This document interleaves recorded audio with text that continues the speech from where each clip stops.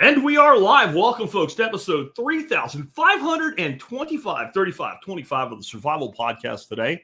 I've got a great interview for you in just a moment here. I've got a guy named Vance Crowe in the green room right now. We'll bring him in just a few moments. We're going to talk about preserving your family's legacy. This is a big thing to me. Some of y'all been along around enough to know I had an initiative called Gen Forward for Generations Forward about 6-7 years ago, and I just couldn't get enough horsepower on the other end to build the technology with it, but it was about this same thing. So this is near and dear to my heart. I think we have a lot of people today that have a disconnection from where they come from, kind of somewhat lost in the world without that sense of history behind them. And when I was on Vance's show, I guess about a month ago, we were talking about totally different things. And after the interview, we talked a little bit about what he's doing, and he asked me for some advice on his business. And when I heard what his primary business was, I'm like, well, come on my show and tell people about it. Because I think we need more of this. And what really struck home with me, and when I'm like, I know we need to do this, is during that conversation, he pointed out a couple things. One, he's bringing people in studio. And that way he's able to take time with them and get them comfortable so that they're able to tell their stories in video with great audio and all that to go with it. And most people, you know, they're not podcasters like we are. They don't just sit down in front of a camera and roll. They have to be comfortable with that. So that was good. But the other thing is he's making sure that they talk as much about their mistakes and failures as their successes.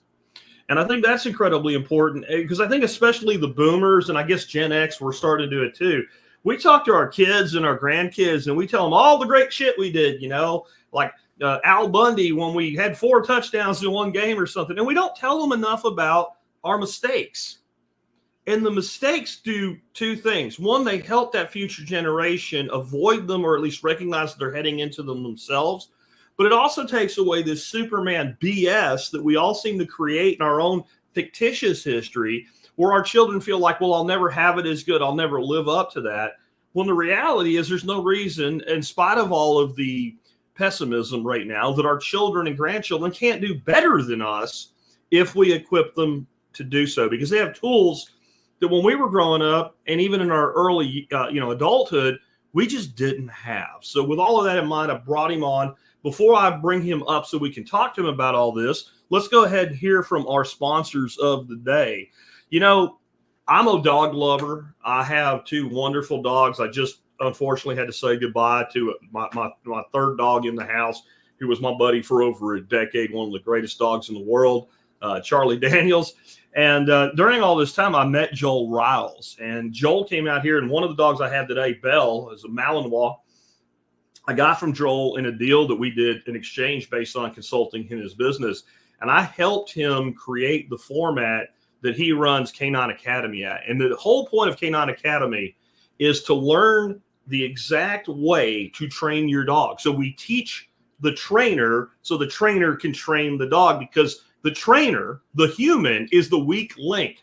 A dog can be molded into just about anything you want to train the dog to do if you do it right. So if you want to know how to train your dog, get on over to canineacademy.us. Check out Joel's classes, and he even has one you can take. It's kind of a sample to learn as well for free, so that you can get a feeling for what he does. It's called the Problem Library. Next up today, USABerkeyFilters.com. That's Jeff, the Berkey guy Gleason. He's been supporting our show for, since like 2010, so like 14 years. If you're going to get a Berkey water filter, you should get your filter, your service, your extra parts, all of that stuff from the original Berkey guy himself, Jeff the Berkey guy Gleason. #1 reseller, as far as I know, Berkey in the United States, possibly in the world. He's a customer service maniac. He'll never leave you hanging. He's got enough clout with the company. If there is a problem, he can get it fixed.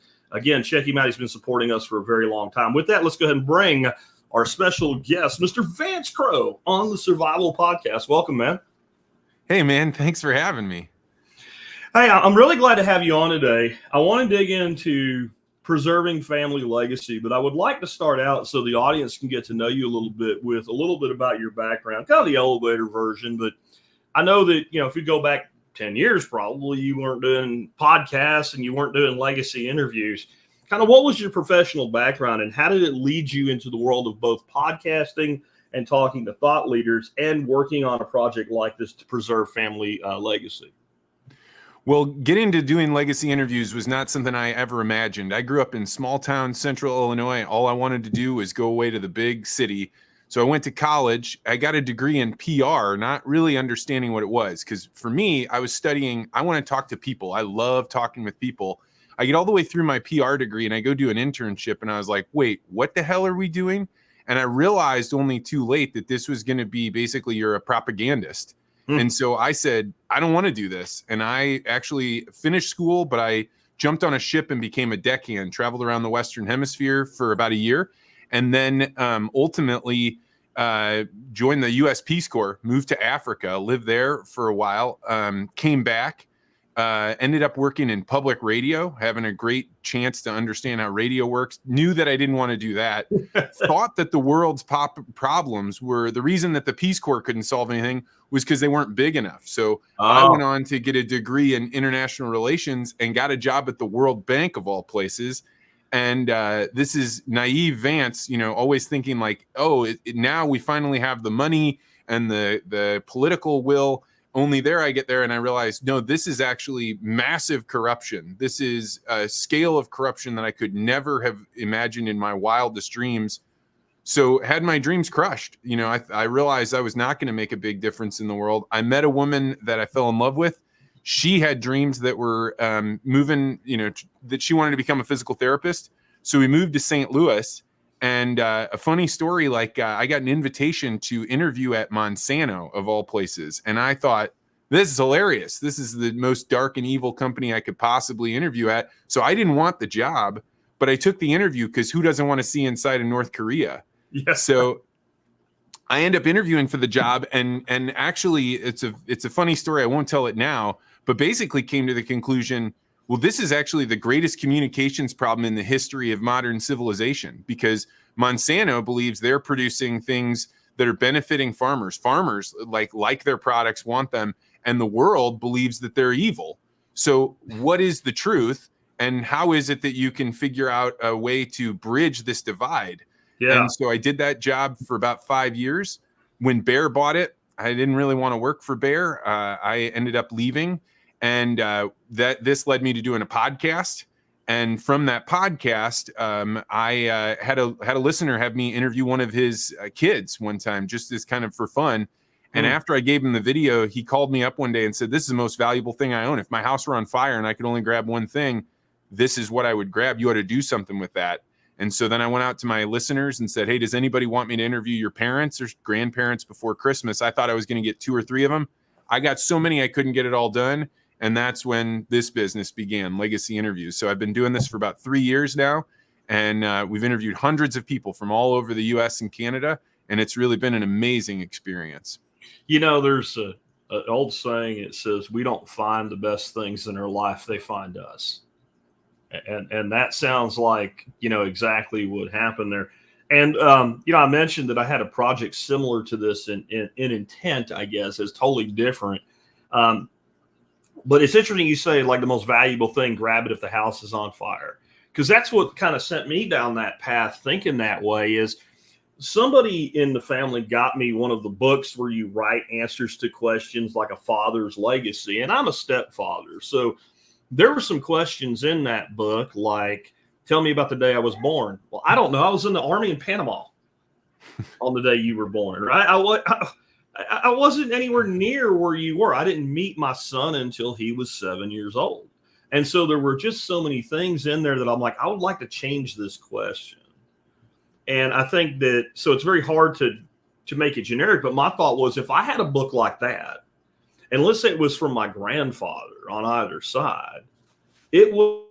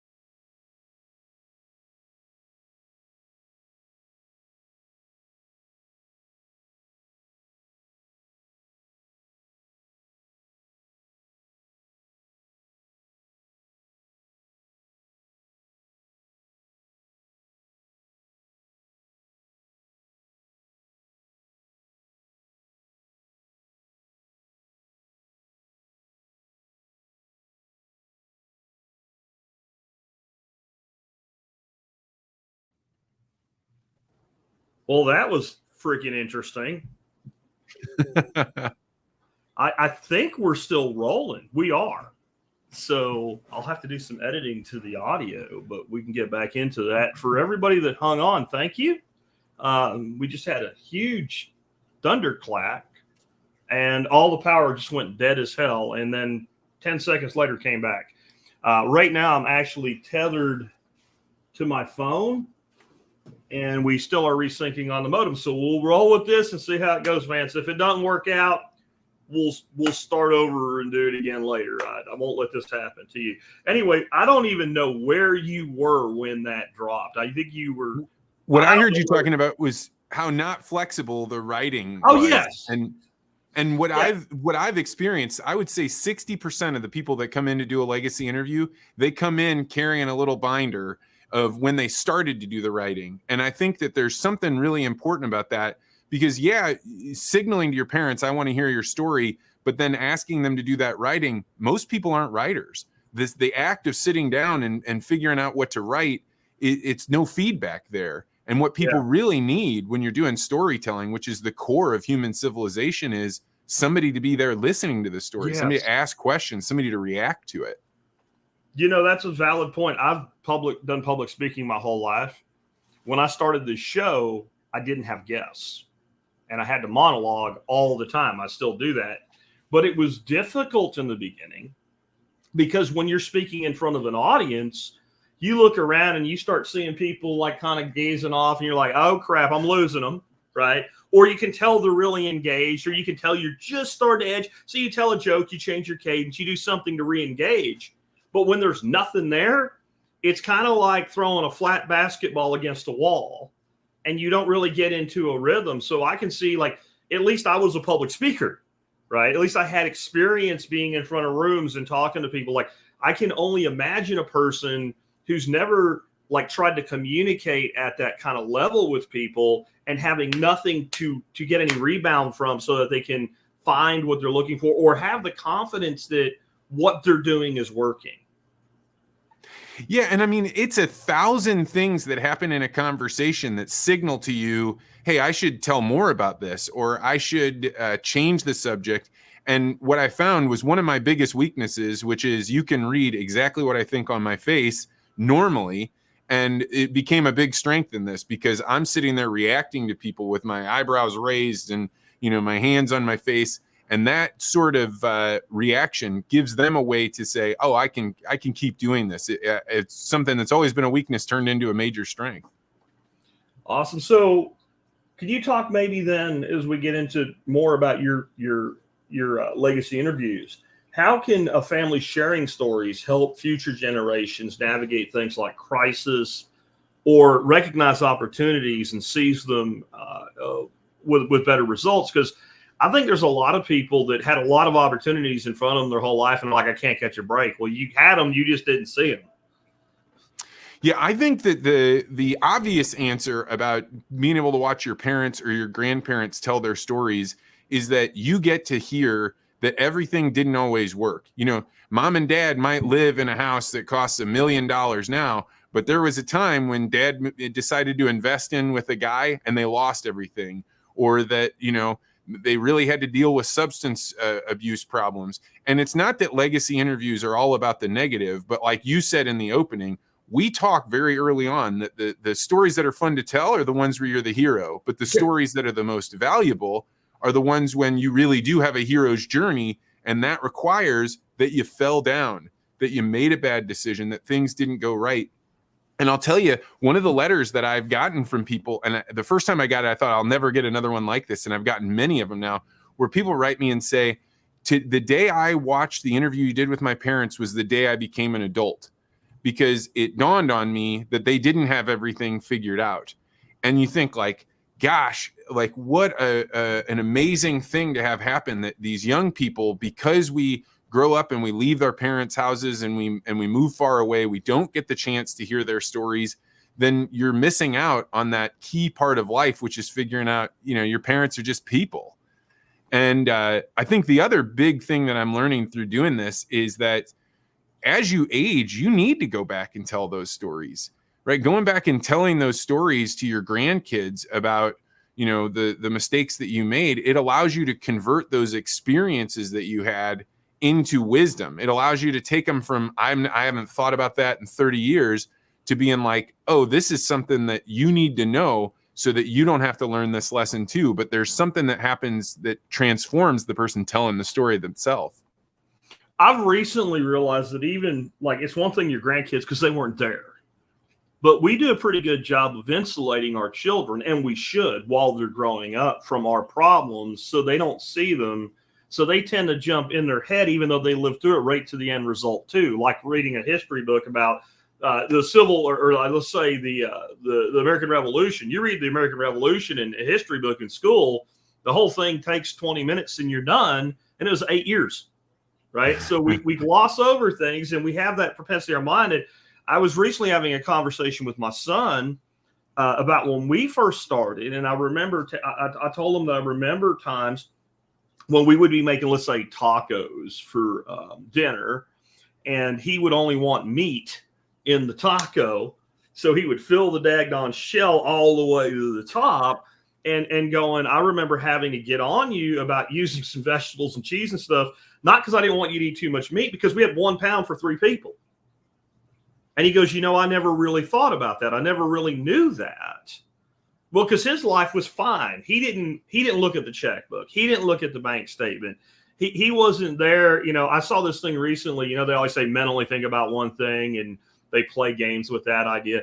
And it said men, and it's like a guy, and it's like, I need to make more money. Everybody's counting on me. I'm not doing enough, right? Like, that's what men really think about when they're raising a family.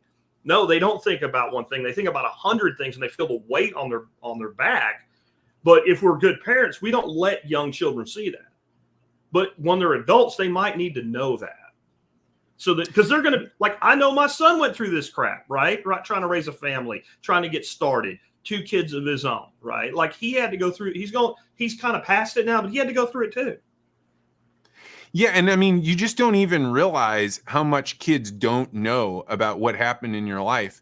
Because you frame it to them, if you're a responsible parent, not as some tragedy, but as something you had to do. Maybe you had to sell off, parts of your property or livestock that you had. Maybe you went through something really terrible, but you're not going to frame it to them that way. We're packing up the car to go on an adventure and move somewhere new and exciting. Well, maybe it wasn't something you wanted to do. It was something you had to do. This reframing allows those young people to say, if I screw up, that's okay. I'm going to be able to recover. And I think for men, knowing that about their parents or their grandparents gives you the strength to be able to try things that you wouldn't try if you thought, I have zero margin for error. I can never fail because everybody in my past didn't fail.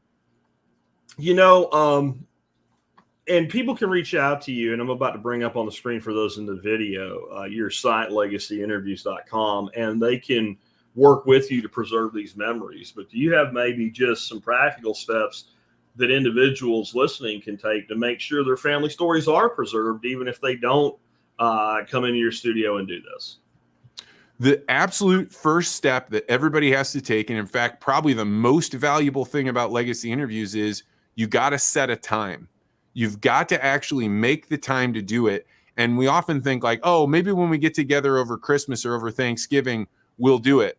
But the problem is, when you need to get that recorder out, when you want to actually sit down and do it, you got 100 other things going on. The turkey's burning, kids are crying, people are late, and so you don't do it.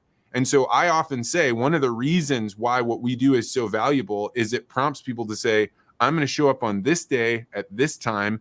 I'm going to have thought about it ahead of time, and then I'm going to do it. So if you want to record your parents, we often say there's so many stories out there that there's no possible way we could get them all. I'm happy to help. I'm happy to share all the questions we ask, because the reality is there are so many people that need to do this that there's no possible way we'll get it all done. And the step number 1 is don't put it off, put it on the calendar and make it happen. I think that's really important. And I think scheduling it during things like Thanksgiving and all, I hate to use this word, but it's dumb. Okay. Because it's not going to happen. Every time you get large amounts of the family together, there's always stress involved, and this person wants to do this, and the kid's crying, and dad or mom, whoever's cooking, doesn't want to burn the turkey, and you got to make sure the potatoes are hot when they come out on the table. Like, there's always this idea that we're going to do this thing, and honestly, it's when a lot of the big, like the reverse happens, the big family explosions happen because everybody's tense. Everybody's like, I'm going to tell Uncle Bill what I really think about what he thinks, or rehashing like 20-year-old shit. Grandpa's passed out drunk on wine because you don't want to hear everybody on the couch. Like, that is not the time for this. I think having a dedicated time for this is really important. Yeah, I think another big thing is it doesn't have to be somebody that already knows the stories. You think like, oh, I want to make sure we capture Dad's story about this and this and this. But what I've found is the fact that I'm an outsider and that I don't know those stories, I'm not an interested party. So Dad doesn't have to worry about getting your judgment as you're telling this story. So it may be a good idea, if you're not going to use our service, to have your wife do the interview, to have somebody that's just one step away that isn't going to be giving reactions that are judgment based. Because a lot of times these stories that people are sharing, they want to tell you the truth about what happened, but it's hard. And we all are worried about the judgment of what calls we made and what we did. And so an outside person really allows the person that's being interviewed to say, this is the story according to me. And as the interviewer, I always say the best part about my job is that I am always sitting down with the hero. I don't have any judgment about this person. Yeah. I'm not going to qualify anything they're doing. This person is the hero, and they get to tell the story however they want to tell it. And I think that if you're going to do it yourself, you really want to consider that as maybe having somebody that's not you, but somebody one step away record Mom and Dad. I got a name for that phenomenon for you, and I swear to God, I just created it. I would call it the bartender phenomenon, right? Like, people go out and they dump all of their shit to a bartender, or like there's the TV show like Taxi Cab Confessions or whatever. As soon as they're not guarding how they really feel, and you think, well, why would they do it with a bartender? Because the bartender's not going to remember you the second you walk out the door. And even if they remember your story, they're not going to remember who you are, and they don't really care who you are. So people are more comfortable. And I think that's what you're kind of tapping into there, because I do think that it is the fact that, I had to worry about how much the kid ate because we had a pound of ground beef for 3 people. Back when ground beef was $3 a pound or less, right? The best you could get was $3 a pound back then. It's probably 2. And we still had to worry about things like that. And I guarantee you, like, I could see in my kid's face when I told him that, like, it never registered to him at that time that we had any financial concerns at all. He had no idea. And I kind of took that as like, well, I did my job, but it's good that you know now. Yeah, and I think like it'd be hard for your son to even know how to present that question, how to get that story out of you. And I one of the things that I teach people, because I go around the country now and actually teach people how to do this for themselves. And one of the things I say is, if you want to learn somebody's story, don't ask them why, ask them how. How did you do this? Because why starts people down a path where they think, if I tell you really the reasons, it might not look good. It might not feel good. But when you tell how, you both get what happened, and they always embed the why. But by giving people how questions, it allows them to get there in a way that makes them feel like they get to give you the context they need to tell you the real story. Well, and why kind of starts now, and how starts then, right? How forces you into a linear progression from the beginning. So it puts you for the why. Now the why is not me sitting here as an old man looking back at it, right? But it puts me in the steps of a young man looking forward. When I explain how, I will, it makes perfect sense. It will lead to why.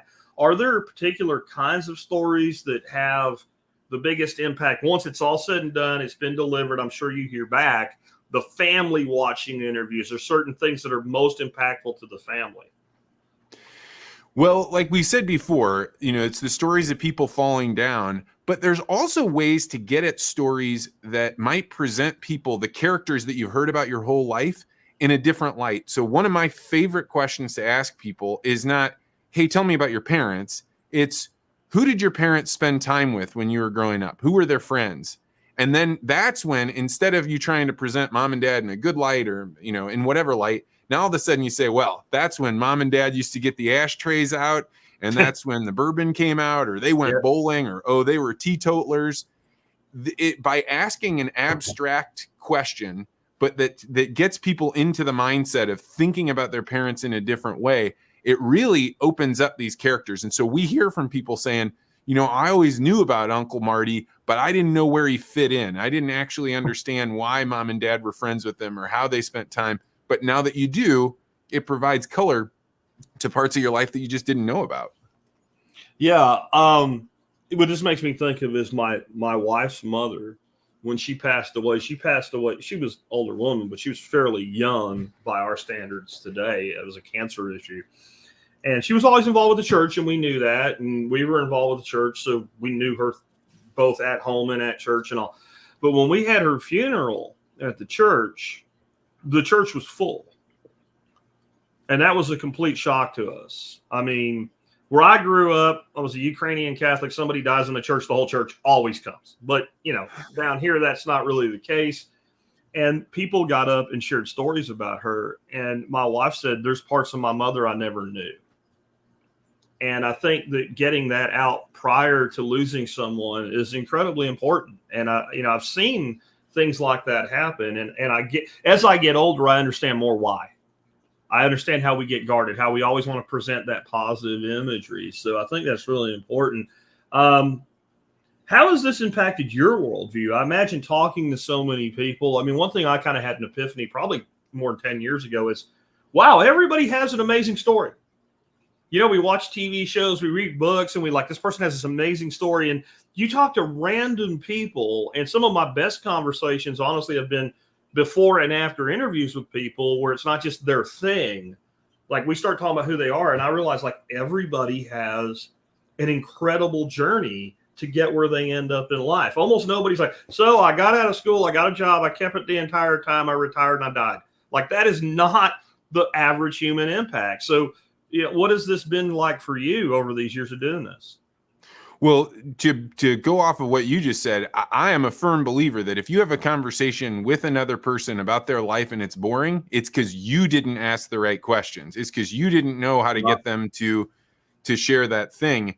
And for me, you know, I'm raising a 2-year-old and a 4-year-old right now. So I'm at the very beginning stages, and it's been great to get the lessons that popular culture isn't really teaching us right now. It's, you know, like, I think popular culture says your life is going to be great when you retire. You're going to be able to run off the dock and jump into the perfectly placid waters.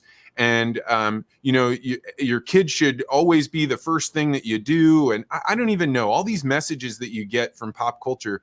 Well, there are a lot of really successful families where dad had to work late a bunch of nights in a row, and he didn't get to see his kids.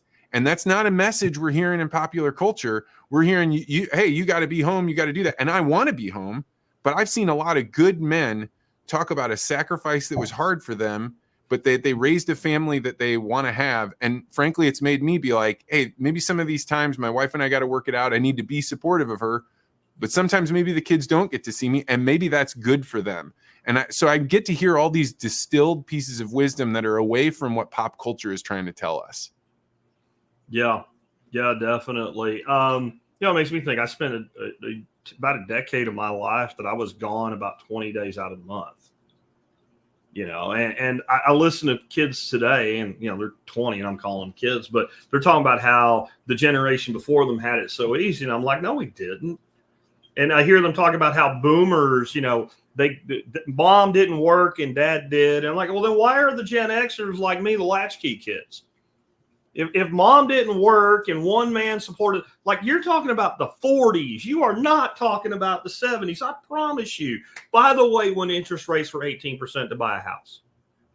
Hey, like there, and I think this fictitious, like, illusionary version of the past is summed up really well in the song that says, you know, every generation blames the one before. But I think it's the root of a lot of our youth angst today.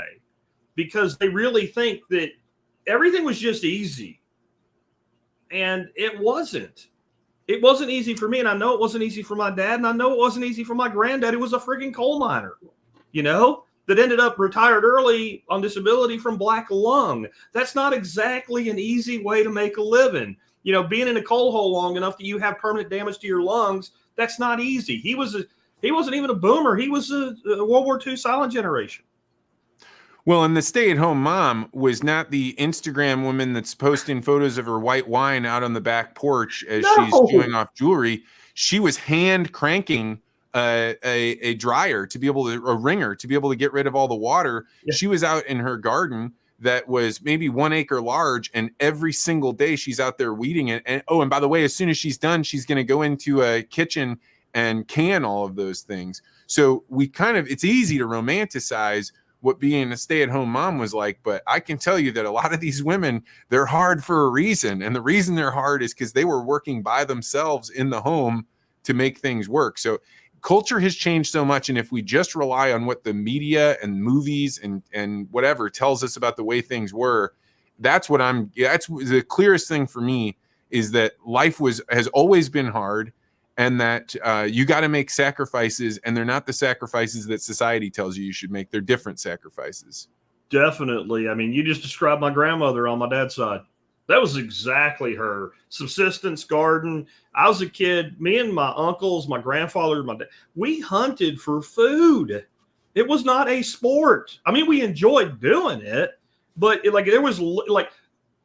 literally, a girl in the family that didn't want to hunt, at 12, you're going to hunter safety. You're passing the course. You're getting a license, because your license comes with a deer tag. And that little girl would end up sleeping in the back of the truck in a sleeping bag on the first day of deer season, because the first person out of the family pop a deer went back, got her, said, "Come here, you shot a deer." "No, I didn't." "Yes, you did. And just remember to say that to the rabbit sheriff if he asks." Right? Like, life was not this lily white bowl of roses. And you'll see these photos or old video of people that had these wonderful lives back then. There's always rich people. There's always people that have it made. And a lot of those people, even them, how did they get there? They started out, sleeping in the back of their truck 3 days a week, like I did when I first got on the road, because I couldn't afford a damn hotel room. Like, we need these stories, because it will allow youngsters coming up to understand that struggle is part of success. And I think that's been stolen from them. And I'm not even going to get into like conspiratorial reasons why I think it's part of the academic plan, but it's wrong. It doesn't matter why. It matters that. And if you don't think struggle is part of success, it's going to be hard for you to find success. And even when you do, it's going to be very difficult for you to find satisfaction in it, or a belief that other people can do what you just did. Well, so people from all different walks of life have done legacy interviews. I would say probably 70% are farms. They're people that came from ranches or farms or whatever. But I've also interviewed some extremely wealthy people. And the most striking thing to me, in fact, I interviewed a guy that owns one of the buildings behind me in the video here. And he was like, I was like, "Tell me what it was like growing up." And he said, "Everybody thinks that my father handed me wealth. My father handed me debt. And I had to overcome all this debt. And I've never been able to tell anybody this, because I don't want to besmirch his name, but my children should understand that the thing that they think is holding them back, their family name, because they're, this big name in town. The reality is we had to overcome that name. I had to figure out how to make it work." I've never met even an extremely wealthy. I've never met a single person that had an easy life. Not a single one. No. We just have different struggles. I mean, where you're making me think of there's a very famous beer now that I grew up drinking when I was too young to legally drink beer, called Yuengling. I actually went to high school with Debbie Yuengling, one of the 4 daughters of old man Dick Yuengling. And that was a brewery that, like, people in, like, I grew up in Schuylkill County, Pennsylvania, and Philadelphia is like a 2.5-hour drive.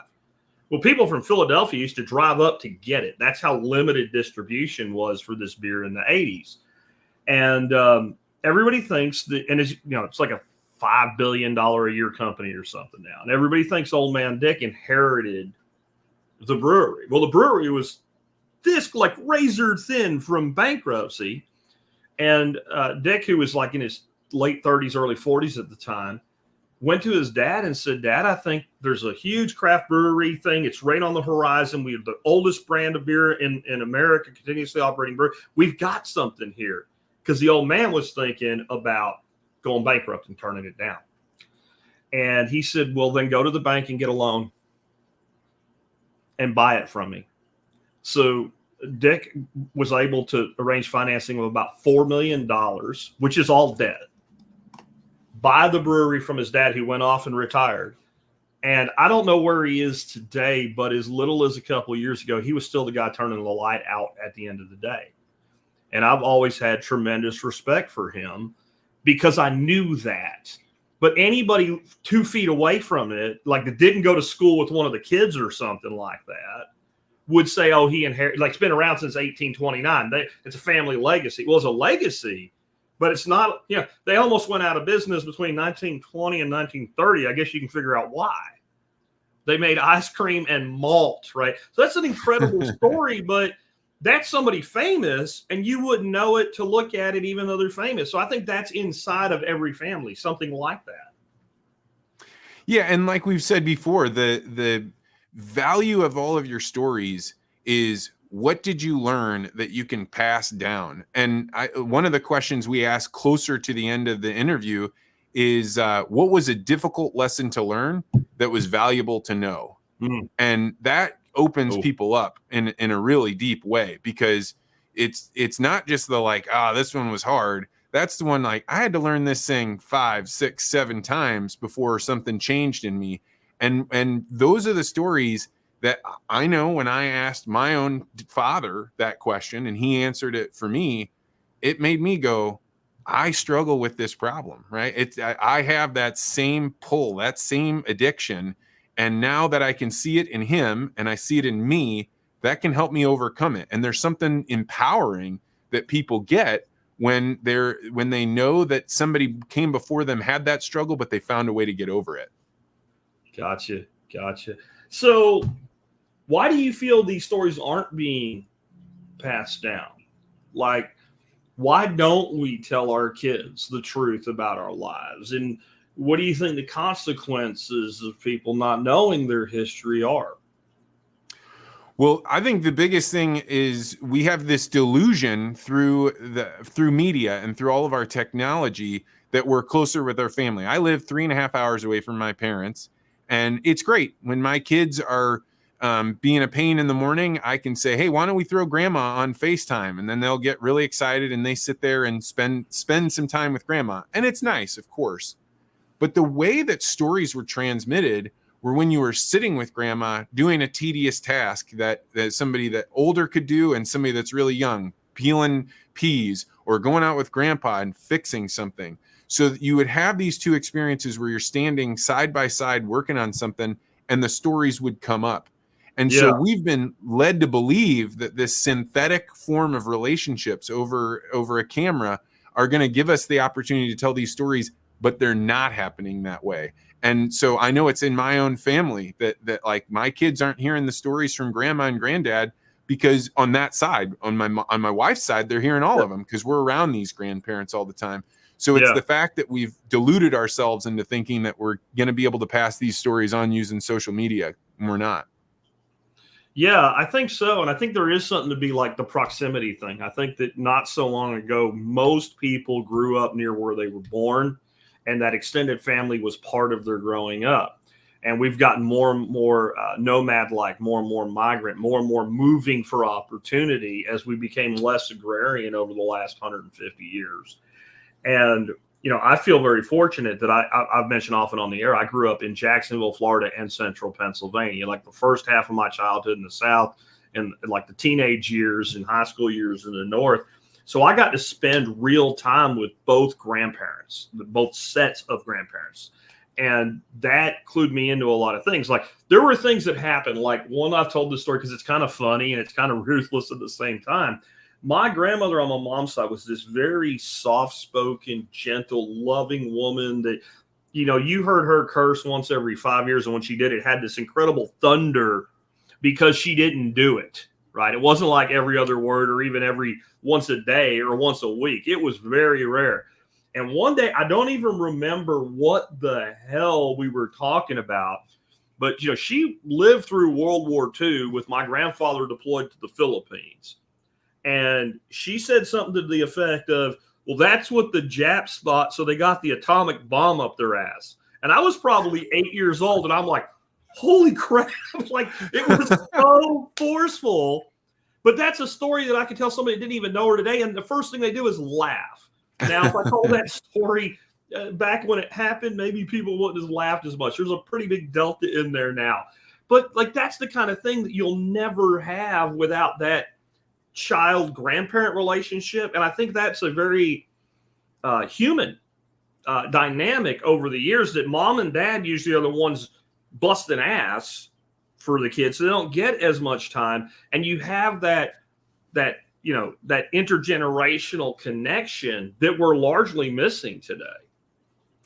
Yeah, that intergenerational thing, I think I mentioned this before. I think it's really important because I think a part of the aging process, moving from the to-do years of your life to the wise years of your life, they actually, the same way that a child needs help learning how to speak and learning how to walk and learning to grow up, an older person needs a vehicle to be able to convert those experiences into wisdom.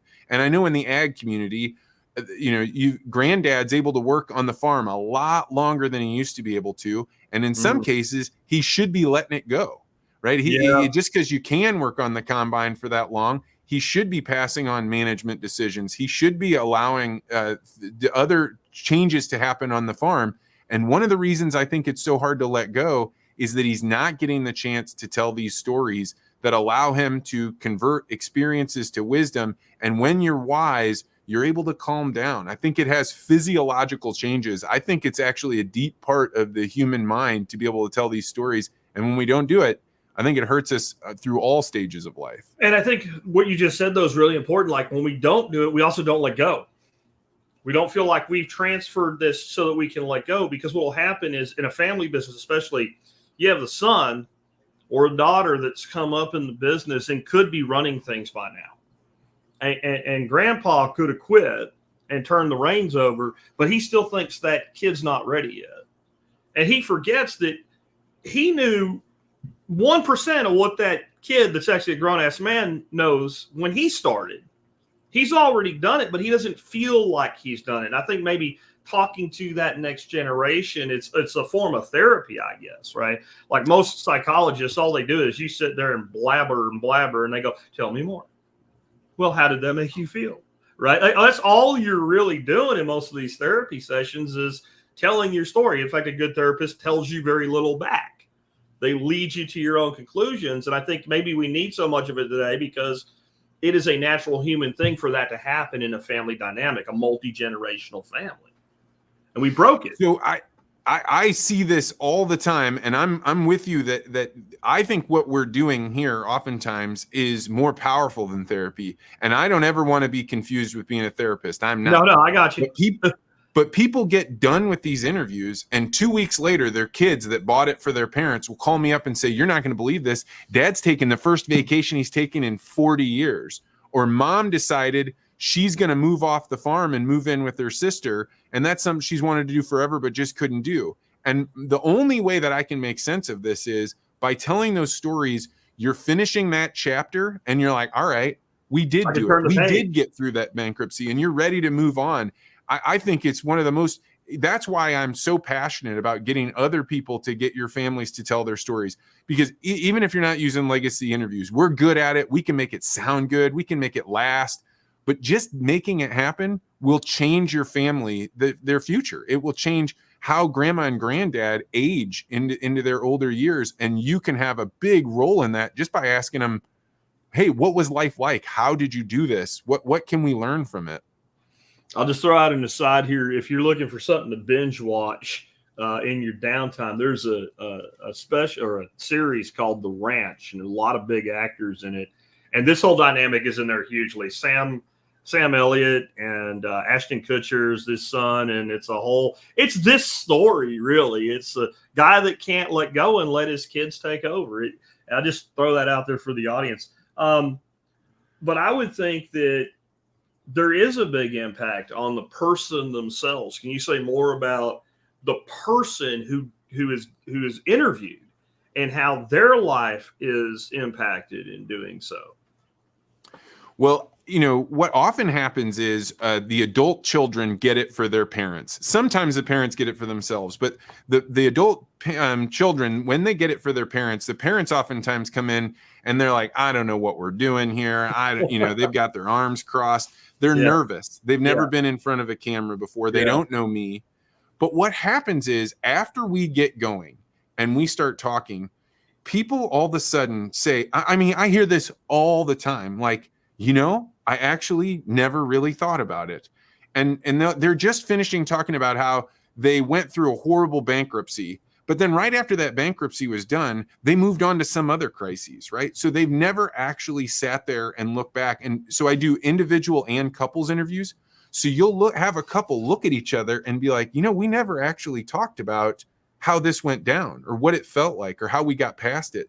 And so people, even though they're talking about the loss of a child, they could be talking about things that went, really hard in their lives and the good things that happened in their lives. They get done. And I describe it because I don't have a better way to describe it. They walk out of the studio like they've just been parachuting because there's so much euphoria from this experience of talking about all these things that have happened that the experience itself would be valuable enough that they wouldn't even need the video. I've had people tell me, I don't even care about the recording. That was so exciting. But, and it's because I think most people go most of their lives never really having anybody listen to them. So this 2 hours or this 6 hours is a deeply valuable experience. And it's one like they've never had before. I think there might be a whole lot of that still being carried around as baggage, like a weight on the back. And when you go out and you say it, it's like, oh, I can put that down now and get on, like you said, with the next chapter. Because a lot of people doing this, I would imagine 50, 60, 70 years older.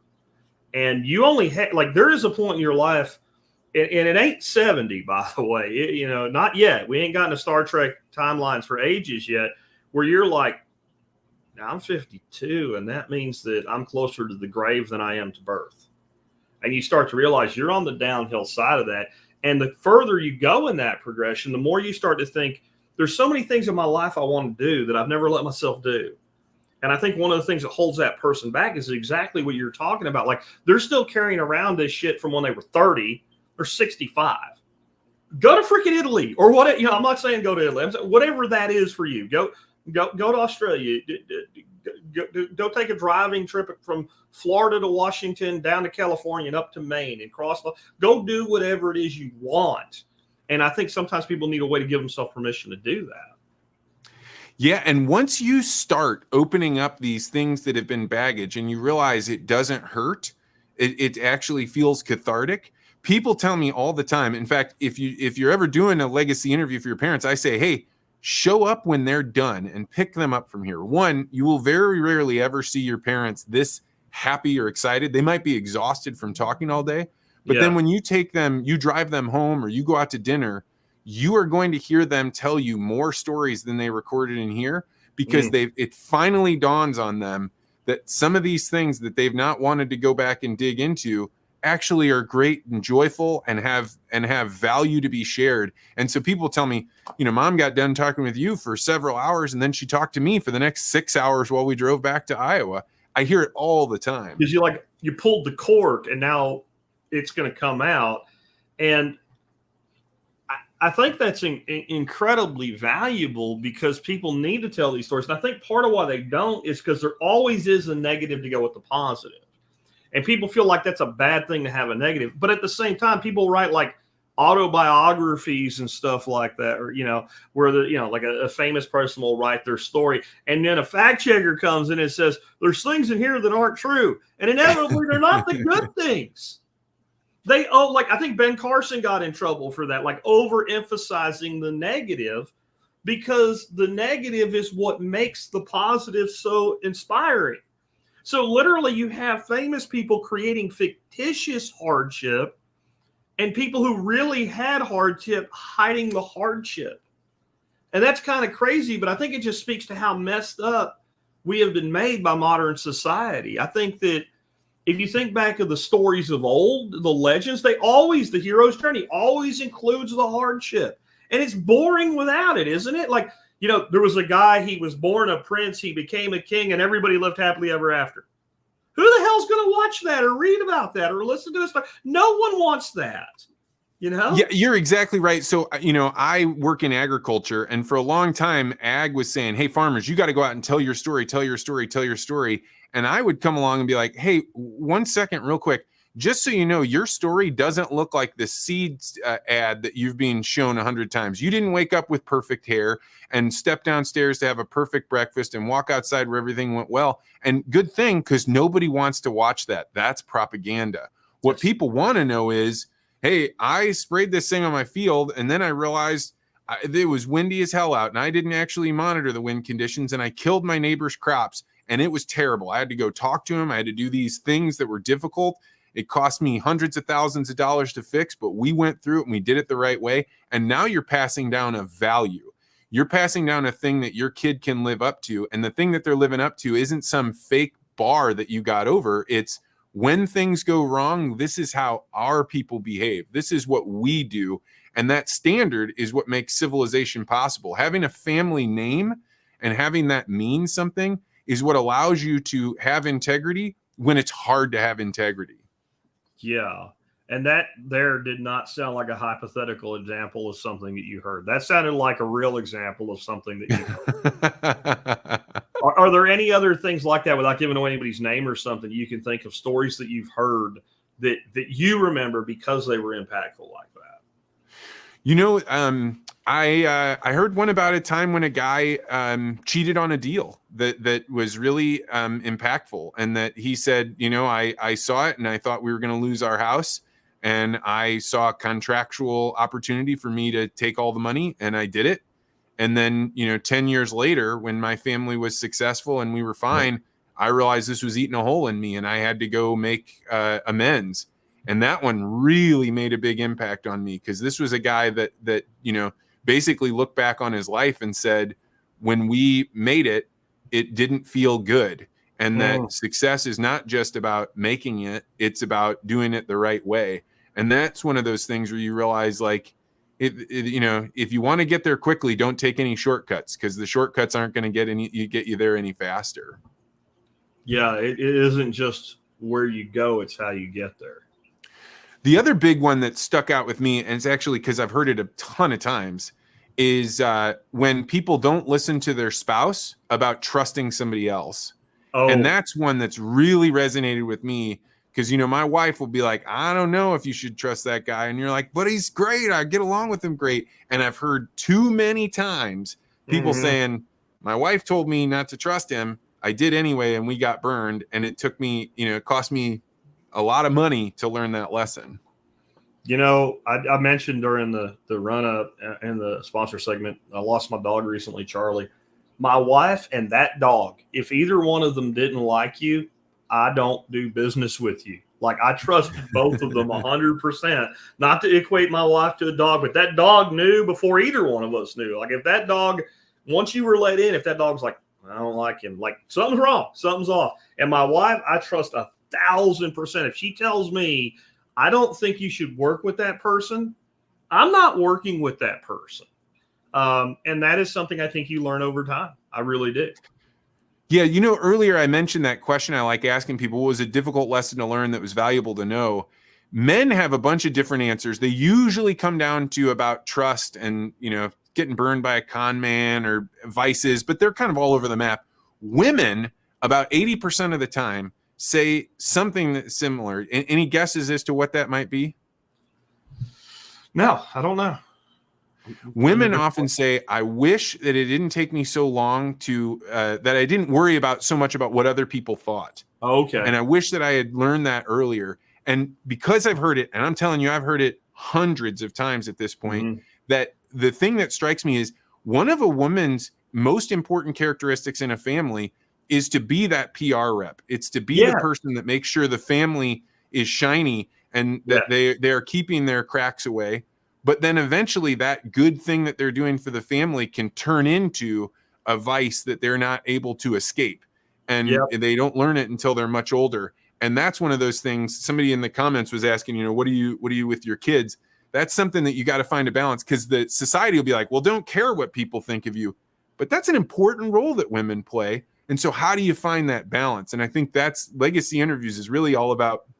The lessons it's teaching me is there's always a balance between things there's a balance in things. Yeah, I mean, my grandmother on my dad's side, that was her, what will the neighbors think? What will people think? Like, and it was to the extreme to where it was a vice. It was a problem. My other grandmother was more like, don't do that because you'll look stupid. But it wasn't an obsession, right? It wasn't an obsession. Like my paternal grandmother was obsessed with this to the point of like, I loved her, but borderline mentally ill, obsessed with this. And finding that balance, I can see that can be a difficult thing. But I can also see the person that goes through this process being finally willing to go, you know what? My daughter, my son, whatever, they're older than I was when I was filling that role now. I can let that, just like letting somebody take over the farm, I can let them fill that role and I can go off and be a happy old lady and enjoy the last years of my life. Yeah, these are the kinds of things that just take time to learn. And one of my favorite questions to ask people, and this is a good one, this is like one you can just stack into your deck of, hey, I want to have an interesting conversation with a person. If somebody ever tells you about something that happened in their life and you don't really know where to take the conversation next, one of the best questions you can ask somebody is, what was the lesson in that? What did you take away from that? And people, will stop. A story they may be told 100 times to their own family, but you stop and say, well, what was the lesson in that? And they go, and then they have an epiphany. Because by being asked to put it to words, now all of a sudden they can extract the value out of it. And if you ask grandma, hey, what was the lesson in this thing that you did? She's going to give you that real distilled wisdom that took 80 years to earn. With analysis from that point, like that answer probably would have been different 40 years ago when she was middle-aged, right? Thinking about this, you mentioned how valuable people feel that these things are. And, we had a technological faux pas at the beginning of this interview. It sounded like an explosion went off outside. It was just thunder and all the power went off for a couple of minutes and I got everything back up on backup systems and we rolled on. But the point of that is stuff goes wrong. So if you give somebody a thumb drive of this and that's all they have or something, like that can get lost, it can get damaged, it can get erased by magnetism, who knows? Are you doing anything to kind of create a redundancy here? Because we always say in this line of work that I do, 2 is 1, 1 is none, 3 is for me, and 4 is more, and 5 keeps you alive, right? Like redundancy is key. So are you doing anything to help preserve this stuff so that people can rely on it being there, when maybe a grandchild or great-grandchild that they'll never know is born? Yeah, this was something that at the time I thought I was spending too much time on it, but I became obsessed with it, right? How can you keep a digital record for a long time? And, the challenge is you put it on a thumb disk, that's got about a 15-year lifespan. So anything you got important on a thumb drive, if it's more than 15 years old, you better be getting it off there. Another idea is, well, I'll send it to the cloud. But, Google could shut you off from that. That link could change. It's very hard to keep that link going. So how do you know that's going to be there? That company could go away. And, so how are you going to store this? So what we do when somebody's done with their legacy interview, we try and balance the convenience to watch it easy and the storage for a long time. We discovered that not only do we upload it to YouTube and we send you a digital download so you can put it on a USB or whatever, but we burn it onto what's called an M disc. And an M disc is a DVD that's made out of a porcelain-like material. It was invented by the Mormons because they're trying to digitize all these records. And that M disc is supposed to be viable for up to 1,000 years. So the Department of Defense tested it and they said, yes, this is the grade for archives. The Mormon Church uses it. And we always make the joke that in 1,000 years or 200 years, when your family wants to watch it, one of those two things is going to be around, the Mormon Church or the Department of Defense. And really, it's going to be it is the standard at libraries. You're going to be able to take that thing in and you can play it right now in a regular Blu-ray DVD player. But these things are going to exist at libraries where your family will be able to take it. So we send you that disc and we write it out in very clear explanation. We even have drawings on it to make it very clear what it is, because we hope that these will be around for hundreds of years when the idea of this interview and the things the objects that are in this room will look amazing to people because they're so different because it's hundreds of years later. Yeah, that's really cool. What do you think families can do to begin capturing these stories? Obviously, they can work with you, but maybe they can't. They're not gonna, or they need to maybe even be better prepared to work with someone like you. The most important step is try and find a way to get good audio. It's more important than the video. The video is fine. Getting a photograph, that'll last a long time, but the audio is the thing that really captures it. And if you've got noises in it, if it's too far away and you can't hear it, yeah, people will keep it, but like it won't be the same. So just, you have all the technology you need right now to do exactly what we're doing. It's make the time and really work your tail off to get good audio, because that's what'll make the difference between whether people will listen to it or not. Yeah. I can't remember the director now, but it was a director of like big time movies. And there was a friend of mine who helped me when I got started with getting my video to be decent, right? And he said that his hero was this director, whoever it was. It wasn't Martin Scorsese, but somebody like that big. And he said he got to meet him one time for like 2 minutes. And this guy's whole career is based on videography. So he asked him, what is the one thing I should focus on in my video? And this person looked at him and said, audio. He said, people will forgive bad cinematography. They'll forgive an out of focus shot, but they will, if it's bad audio, it will become untenable and they will turn away from it. So I think that's spot on. I wish you could remember who that was. Yeah, and the biggest thing is just do it, right? It's just like there's so many times that people have said, oh, I wish I would have gotten this with my dad or my mom or my grandpa. And don't worry about making it beautiful. Don't worry about making it perfect. Don't even think this is the one time I'm going to get to do it. Just do it. And that's the most important thing. And one of the things you'll find is people that are reluctant to do it, after they've done it a little bit, they're going to realize this isn't so hard, and they'll do it again. And then you'll have this thing. And then figuring out how to store it is pretty valuable, because just like if one person is the one person that holds that thing, it's going to get lost. So you got to have multiple copies. You got to send it to brothers and sisters. You got to just make sure there's a lot of copies of it. Treat it like a Bitcoin private key. Make sure you have some redundancy there, right? Except you can be more, you don't have to worry about how trustworthy the person is with the copy. Like they're not going to be able to do much with it. By the way, I kind of had a memory synapse open there. Steven Spielberg was the director that told this guy, Shannon Appleby was the dude's name that helped me with my early video work. Yeah. Audio first. Like that is the most important thing.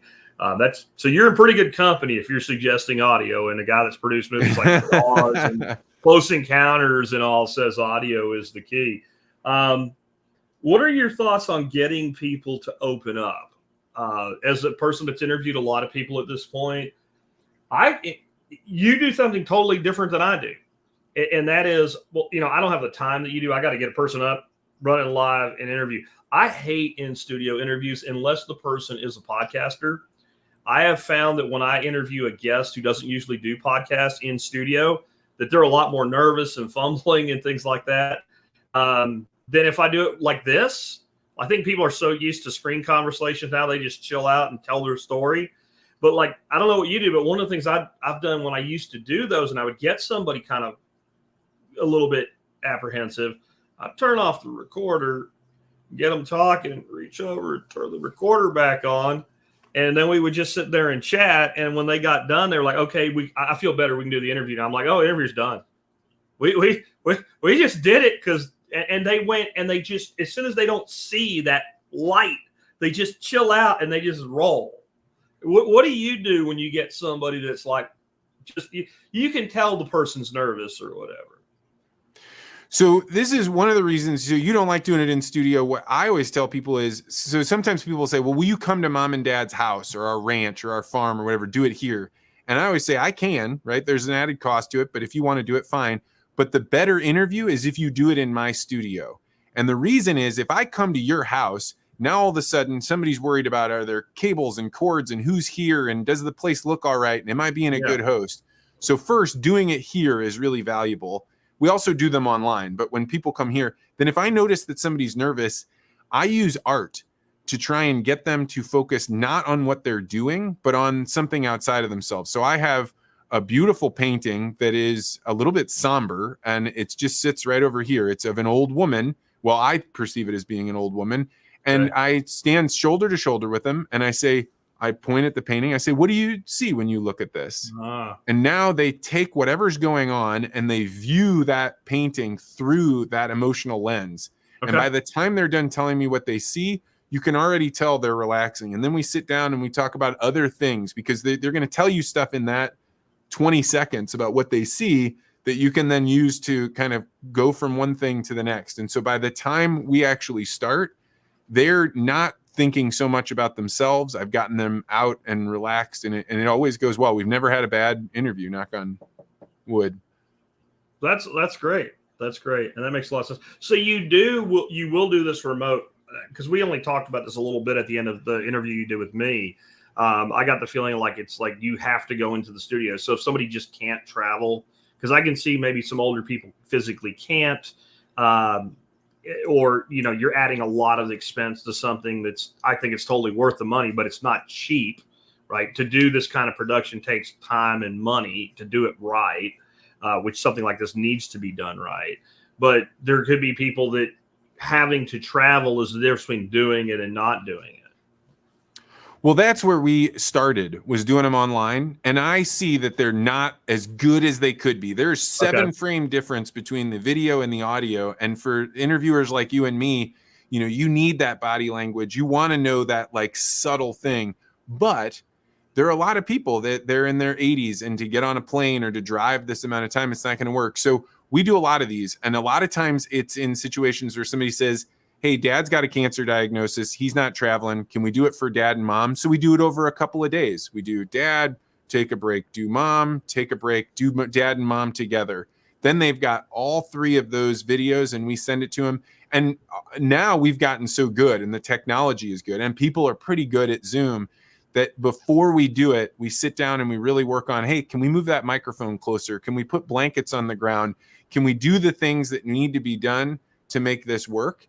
And we can really do a pretty high quality production with a grandma that's got a hearing aid and wants to sit in her easy chair. We've made that work many, many times. So that leads me to my next question here. You mentioned that when you got started, this kind of took off kind of on a world of its own, and you got more than you expected. So I'm sure right now this isn't like a concern, because this is one of those things that's success when it happens. But do you look at this and think someday that you may need to scale beyond what one interviewer can do? Like, do you have any plans? Like right now, if 10 people pop in from this show and want to do this, you can absorb that. But what if you had like 1,000 people in a line? A lot of times this happens, totally different field, but like custom knife makers. You get custom knife makers, they get to the point where like, I'm not taking any orders for 3 years, right? And they have no way to scale because they're an artisan, and they really can't like have somebody else do it for them. So like, do you have any thoughts about how you might scale if this, because this is a really amazing service that I think is really needed today. Well, I'm so glad to hear you say that. It is art for me. We're making portraits, and this portrait, when it's done with me, it's done a certain way, but I'm not magical. Okay. Other people can do this. Right now, what we have is an editor, and we've been taking on, and we will be taking on another editor. And what I think is going to happen is, before you can become an interviewer, you become an editor, and you do that for quite some time, so you can learn, what am I doing? How do I do it? But there are other people out there that are great at getting people to open up. And what we could give them if we were going to scale is all the infrastructure. It requires a lot of work to get these things edited and made up right. But right now, it's just me, and I'm not trying to speed to scale. I'm trying to continue to make my portraits, because I don't want my time to be rushed. I want these to be beautiful. Do not sacrifice quality for quantity. I like that. And then the approach of like, come in as an editor and maybe eventually, that's kind of the sushi approach in Japan versus the United States. So Japan, you want to go work in a sushi restaurant, you'd probably be making sushi rolls the end of next week. You go to Japan, you want to become a sushi chef, you're going to touch rice for 5 years before you touch a piece of fish. And then you're going to be prep for it for 5 years before you make sushi as a master sushi chef. And I think there is I think that's hit us in a lot of places in America. We shortcut everything. There's people don't go into these trades with that kind of, the only place it's still a thing is like pipe fitting or electrical work, where you go and kind of as an apprentice, and then, eventually become like a journeyman and a master. We don't do that with a lot of things anymore because we don't think it's necessary. But I don't know, if you ever go to Japan and try their sushi, you'll see what I mean. I mean, there's a difference when people take that longer path.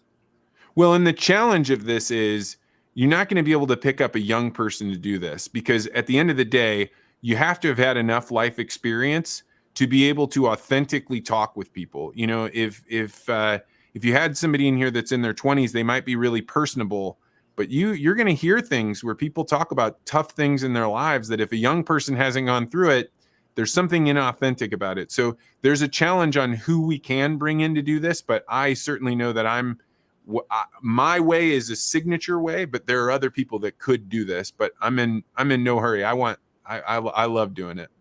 Awesome, man. So you want to tell people how they can find out more about what you do and work with you if they want to try this? Absolutely. So the website is the easiest place to learn more. It's legacyinterviews.com.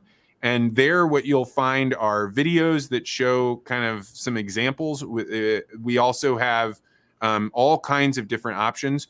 When somebody buys a legacy interview, if you're buying it for your family, for your parents, we send you a gift package and you can present it to them. And then a little while later, they get a booklet that prepares them for this interview. And so that's got questions that they're going to get asked. Kind of, we call them thought starters. It also tells them what can you wear and how will this work. And you'll just see that we have a lot of options. We've been doing this for a few years now. We're really pretty good at it. And but what I've also found is oftentimes if you're getting this for a loved one, not only is it an investment, but it's something you want to make sure is done right. So if you ever need to do a call with me, it's so easy to do. You just put in the contact, hey, I'd like Vance to give me a call. And I pick up the phone and we talk. And almost every time when people chat with us, they decide this is the right decision for me to do it for mom and dad. And once you start thinking about it, it itches away at you. You start thinking, I can't wait much longer to do it. I need to get this done. Because once you realize just how valuable having something like this is, you get an itchy finger and you want to get it done. Awesome, man. Well, hey, I appreciate it. I'll also let people know you have kind of digging into a different world. You have the Vance Crowe podcast, and you also have a new podcast that you're doing now that you just told me about when we got started today. So I have links to legacy interviews, your podcasts, your social media, everything that will be in the audio notes that will go out about 30 to 40 minutes after this live stream ends, for real, instead of for interruption like we had in the beginning. And they can check that out there. If you look in the video, right down there in the video notes, if you're on the video side, there'll be a link that will take you over to that audio where you can get all of those resources. Again, about 30, 40 minutes. We get somebody almost every time. I clicked the link and it didn't work. Well, we're not done yet. So we have to get done, and I have to pull out the audio and upload that and publish it on the blog so it goes out to all the podcast feeds. For those tuning in on YouTube, watching the video, or Rumble or Odyssey or Facebook or wherever you're seeing this video, Twitch, etc. We do have an audio show, so you can listen to our shows on all the podcast services. If there's a podcast service, we're on it. Value for Value with Fountain, etc. We're everywhere. You can find all that on the website as well, or you can just look us up, the Survival Podcast. Vance, this was a fantastic interview, and I really appreciate you being with us today. Well, thanks for having me. You came on my podcast, and I got to say, you were a blast of air for people. People have been commenting about it, telling me how much they loved it. You'll definitely be on again, and I'm just so grateful that you wanted to sit down and talk about legacy interviews. This is the best interview I've done about it, but that's no surprise. You're great at what you do. Well, thank you for that. And I'll put a little lesson in that to people, like take opportunities that come up. I had Zach from Stock Cropper on, and he introduced me to you, and it sounded like he wanted you to be on here. But when I said, well, what do you got in mind? You said, I want you to come on my show. And so I did that. And I don't actually do a lot of interviews on other people's shows, just as a time constriction. Well, I do a little more now because I'm now doing the 4 new shows a week. I was doing 5. I did 5 for 15 years. I did 5 shows a week. But I was like, yeah, I'll do that. And if I hadn't done that, this wouldn't have happened. So like, take those opportunities, guys. That's a lesson in legacy interviews as well. Like, these folks are talking about opportunities they took and didn't take. And there's the old saying, it's better to regret what you have done than what you haven't. And I think that's 99% true. I can think of some exceptions, but all in, take those opportunities, man. So Vance, thanks for taking the opportunity to be here with us today and giving me the opportunity to speak to your people as well. Thanks, Jack. All right, folks, real quick before we wrap up, I want to remind you of some ways you can help support this show. One of the ways that you can help support this show is to do your online shopping at tspaz.com. That's TSPAZ, tspaz.com. If you do that, you'll help us out no matter what you buy. And a lot of the interviews, some are for a company called Vivore. A lot of them, though, are for Amazon products at T-Spaz, and you can see everything that I've ever recommended and written reviews on. It's all stuff I own, I use, or I wouldn't recommend it to you. But what's going on right now is it's Prime Day. That's like Christmas shopping pricing in the middle of summer. And some of the stuff that is like the most successful, most purchased items of the day are on sale, stupid cheap right now. So consider picking those up. There's an article kind of featuring those on the blog right now, linked down in the video notes and in the audio notes where you can get there. And the other thing real quick, I'm still recommending these Orbit tripod impact sprinklers for your irrigation needs. These things are great. I did a long explanation of how to adjust them yesterday, so I won't talk about that much today. I'll just mention it real quick for you. You can always stay in touch with everything that I'm doing. If you get on the Daily Mail, all you have to do is go to the survivalpodcast.com, click on Daily Mail, fill out a form. I won't sell your information, not just because I'm not a bad guy, because I'm not stupid. I don't want to give away my customer database. That's not a good idea. That's bad. I think companies do that are dumb. I want you paying attention to me, not some third party. So I will never give your information away. And it's one click of one link, and you won't hear from me no more if you don't want to do it. You can also tie into us with social media. Go to the survivalpodcast.com, click on Get Social. I'm on just about everything except Facebook, except for live streams because, well, Mark Zuckerberg pissed me off. Anyway, with that, I am going to wrap up. Thanks for tuning in today. Tomorrow, I think we're going to have an expert counsel show. I'm actually going to have to check the back end of that and see if I have enough material from those guys. This middle of summer is when everybody pikes. And so sometimes my expert folks are not available as much as they are during the rest of the year. I think I'm kind of slim on content. Maybe I'll shake the piker tree as soon as we get done here and see if I can get enough material. If not, I'll come up with something. So if I don't, the good news is there'll be a live tomorrow because my expert panels are never live. And then Friday we'll do a flashback, and then we'll be back on Monday to do it all over again. Take care, guys. Have a good day.